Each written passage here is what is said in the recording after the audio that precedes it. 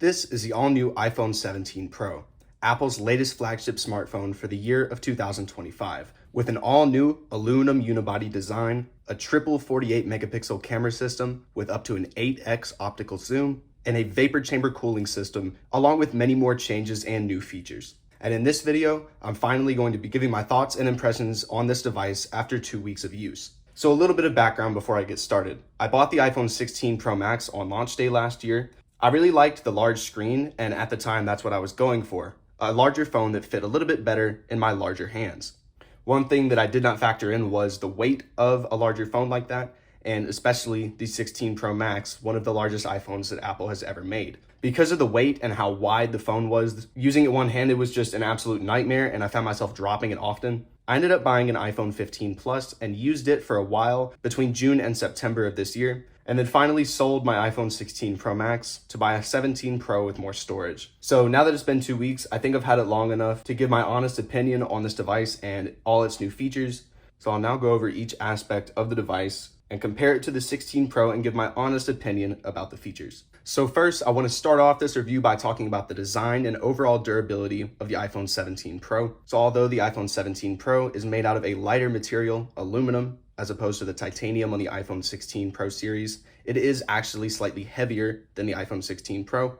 It is also thicker, which is partly due to a much larger battery, so it is worth it. Of course, the iPhone 17 Pro now features an all-new unibody aluminum design as opposed to the titanium frame and glass on the back with the iPhone 16 Pro. The glass on the back is now Apple's all-new Ceramic Shield 2, which is the same on the screen, by the way. This glass will be much more difficult to crack, not only because it is the new Ceramic Shield 2 glass, but also because it no longer covers the entire back of the phone, meaning when you drop it on the back, much less of that shock is going into this glass panel. Now, one caveat with the iPhone 17 Pro this year, compared to the iPhone 16 Pro, this device only comes in 3 colors. Most years we get 4 color choices for the iPhone Pro model, but this year we only get 3. First off, we have this nice basic silver color, which is what I chose to go with as it was the simplest, it goes with any case, and the other two were just not my favorite. It also comes in an extremely bright cosmic orange color and a nice dark deep blue color that I almost considered buying, but decided to go for this as I was worried about scratches and kind of wanted a light iPhone for once. The new aluminum unibody design also allows for better heat dissipation, so the phone should not be getting hot in more specific areas. It should be more spread out through the device itself.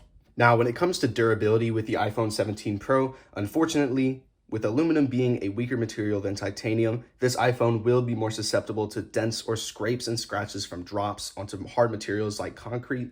There have been lots of reports of the new colors, especially the deep blue, wearing off very easily and showing the silver underneath, especially on the bevel around the camera. This lip right here has absolutely no rounding whatsoever. This is just a sharp edge. And right here, the aluminum is very easy to scrape off, and on the dark colored models reveals the silver color underneath when it happens.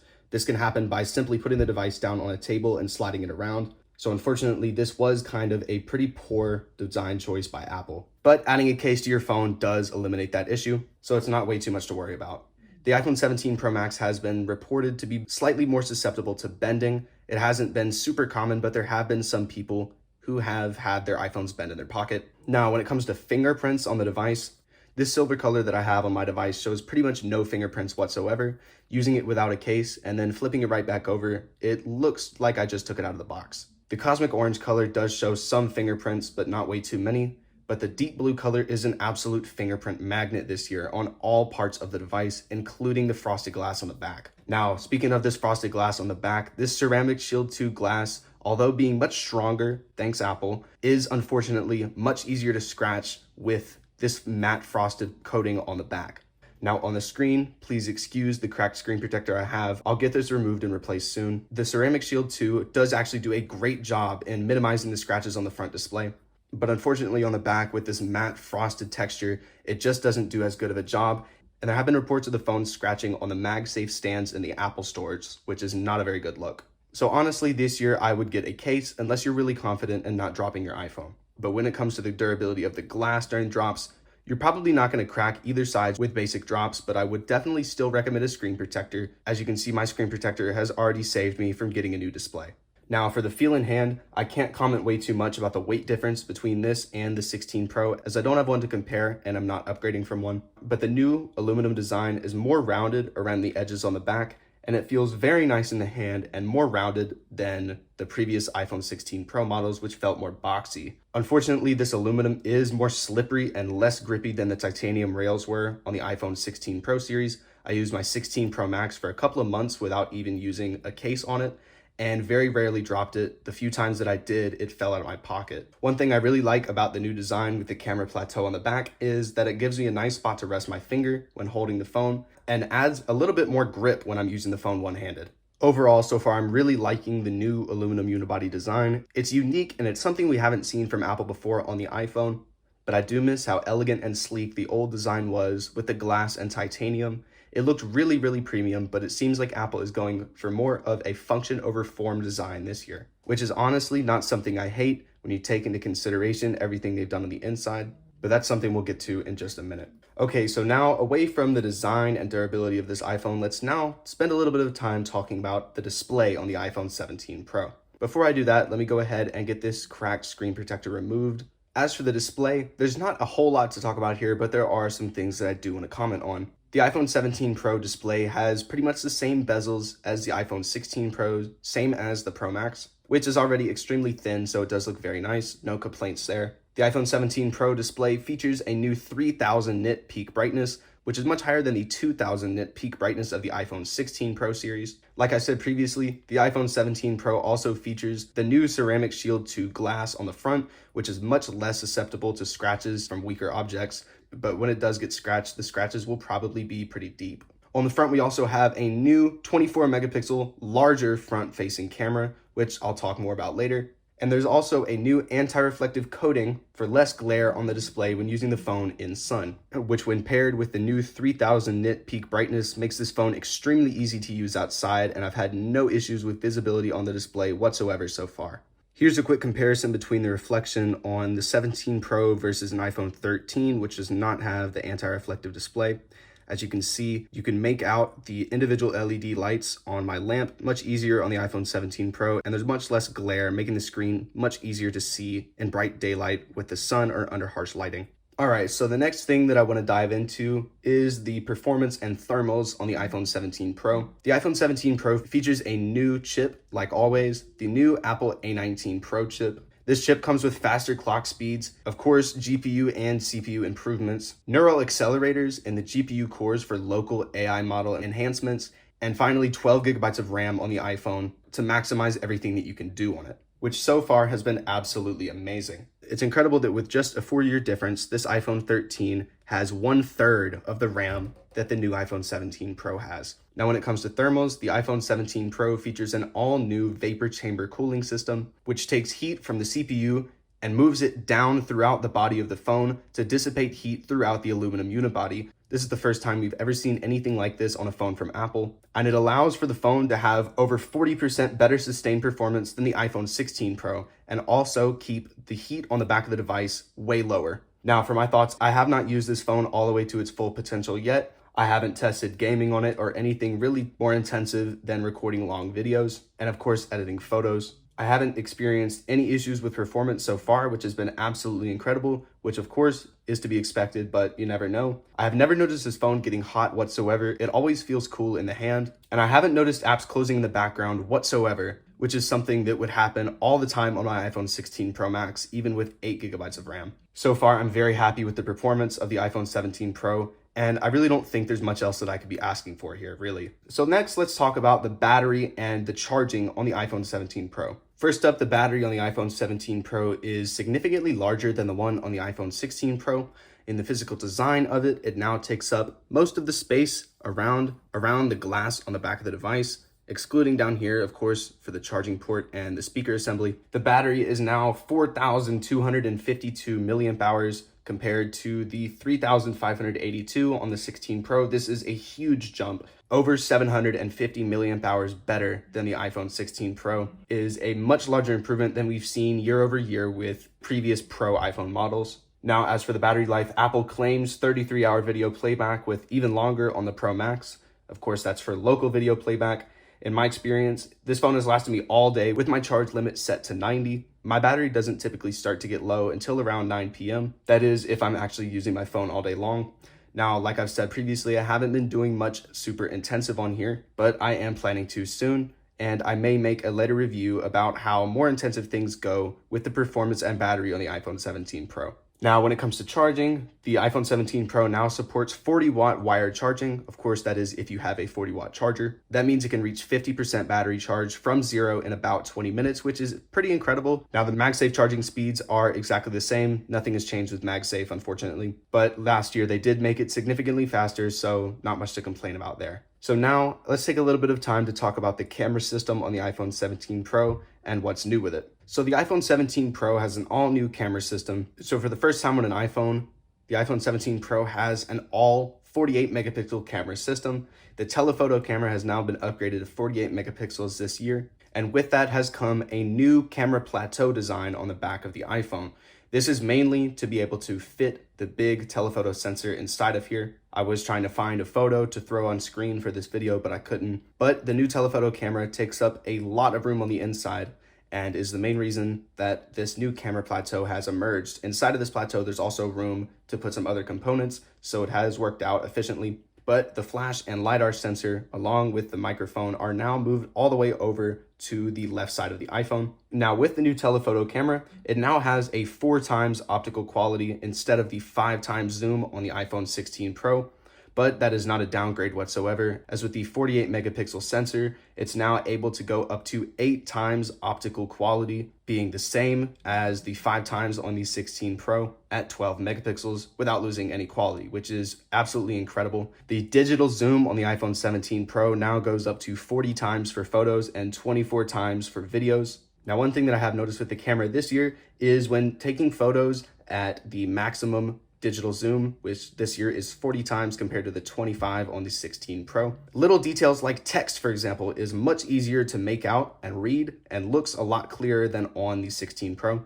I don't have a lot of examples of this, but here is another one. On the 16 Pro Max, when I take photos like this, the text would be much more difficult to read and much less clear than this. I wish I had a comparison photo to show, but unfortunately I do not. But so far, I've been extremely satisfied with the camera quality of the iPhone 17 Pro. I haven't taken a lot of time to do some really good and focused photography yet with this device, but the simple point and shoot shots that I've been taking have turned out very great. I'm very satisfied with the rich color and the amount of detail that the photos this phone produces have. And I'm really looking forward to taking more photos with this phone so that I have better examples for a future review. The iPhone 17 Pro, like I said previously, also features an all-new front camera. This is now a 24 megapixel sensor, which is actually square, which means that when you capture photos in the typical 4:3 aspect ratio, they'll come out at 18 megapixels. This new square sensor allows for you to take landscape selfie pictures without actually having to rotate your phone landscape, and they'll still come out in the same quality as if you were to rotate your phone. With the new square 24 megapixel sensor, the iPhone 17 Pro now also supports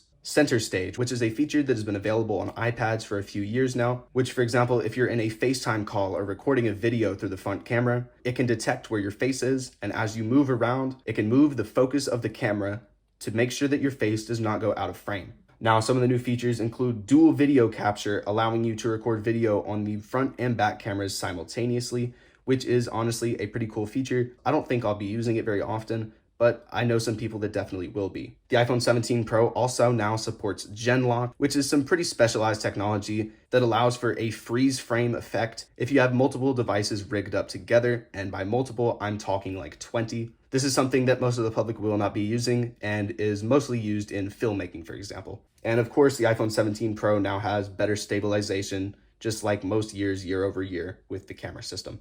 Now, I do want to take a minute to focus on the software aspect of the iPhone 17 series.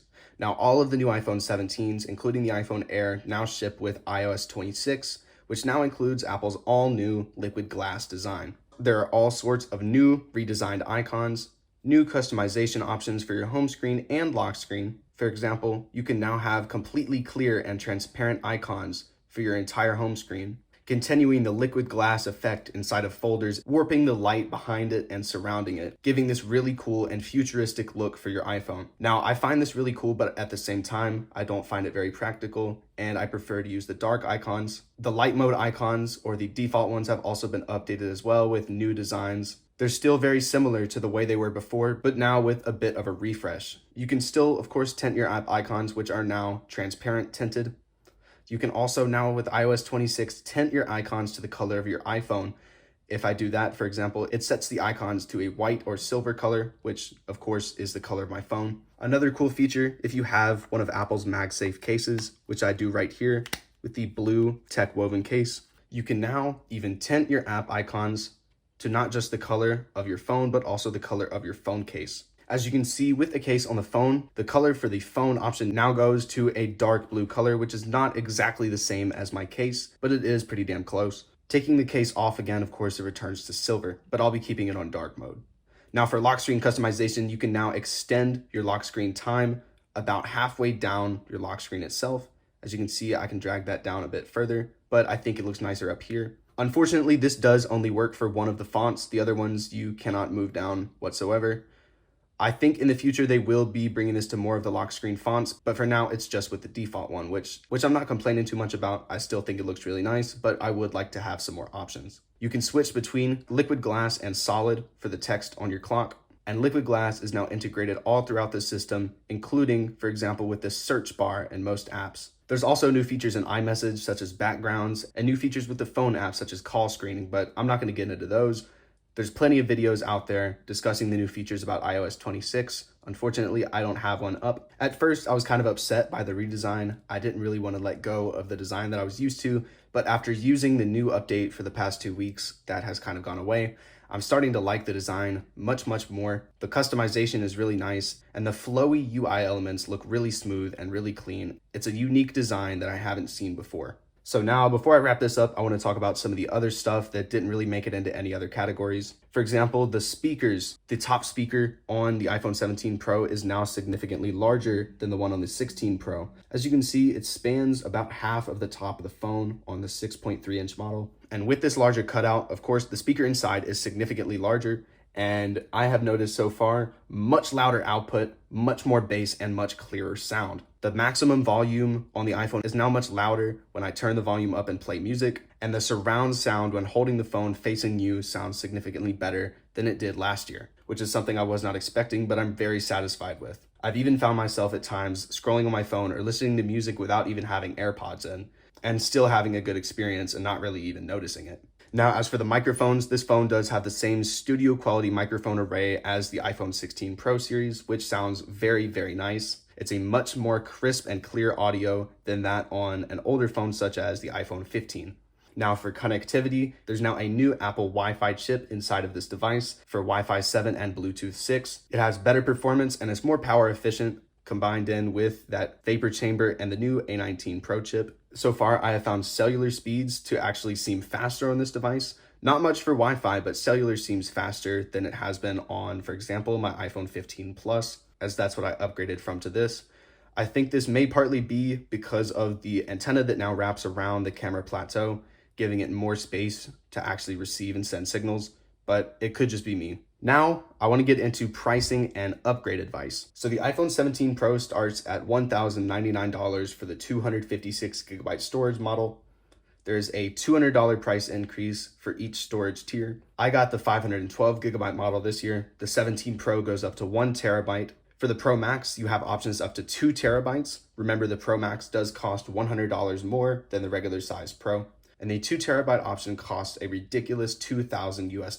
But at the same time, you're gonna have storage for the next 10 years, so I guess it's a trade-off. Now, should you upgrade? If you have an iPhone 14 or newer, in my opinion, I would not recommend upgrading to the iPhone 17 series unless your phone has some issues or you have a specific reason or feature that you need. If you're upgrading just for Apple Intelligence, I would get a 15 Pro or an iPhone 16 model. There's no point in going for the 17 if you're not gonna use all of the features. The last thing I want to say about upgrading is that the base model iPhone 17 will likely be a much better choice for most of the public, as this year they have done really well and put quite a few of the Pro exclusive features from the past into the base model, such as 120Hz on the screen, two 48-megapixel cameras on the back, and the larger 6.3-inch form factor, all at an $800 price tag with an increased base storage to 256GB. Now, How long is this phone going to last? This is going to easily last between 7 and 8 years of software updates with a following 3 or 4 years of security updates.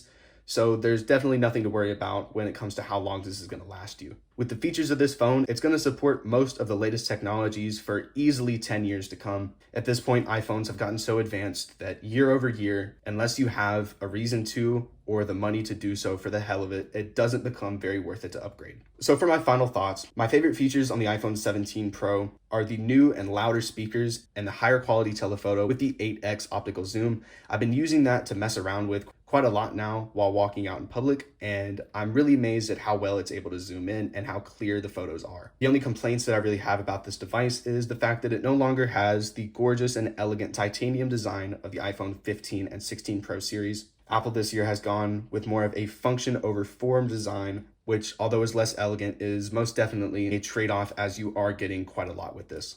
So far, I'm really enjoying this iPhone 17 Pro, and I don't have very many complaints about it, and I do not plan on upgrading for at least another 2 years. So thank you guys so much for watching this video. I really hope you enjoyed. I was initially planning to make a 1-week review on the iPhone 17 Pro, but I didn't really have much to say after the first week of use. So I decided to wait and do a 2-week review where I could really put my true thoughts and opinions about this phone into the video. So hopefully this gave you a better idea of what the iPhone 17 Pro is like and if you should actually upgrade. Or if you were just bored, hopefully this video gave you some entertainment. So if you're new here, please consider subscribing, as of right now, only 6.6% of my viewers are actually subscribed to my channel. So if you're new, if you could hit that subscribe button, it would be greatly appreciated, and it would help me in reaching my goal of 16,000 subscribers. Now, of course, I can't forget about membership shoutouts, so huge shout out to these 4 members. I'll have a link down in the description to all 4 of their channels. And for those who didn't know, I do have channel memberships. It costs $1.99 a month. It gives you this cool badge next to your name, and it just helps me to continue making videos like these. So again, huge shout out to these members, link down in the description to all 4 of their channels. So with that, thank you guys so much for watching this video. I hope you enjoyed. Comment, like, and subscribe. And as always, peace out, guys.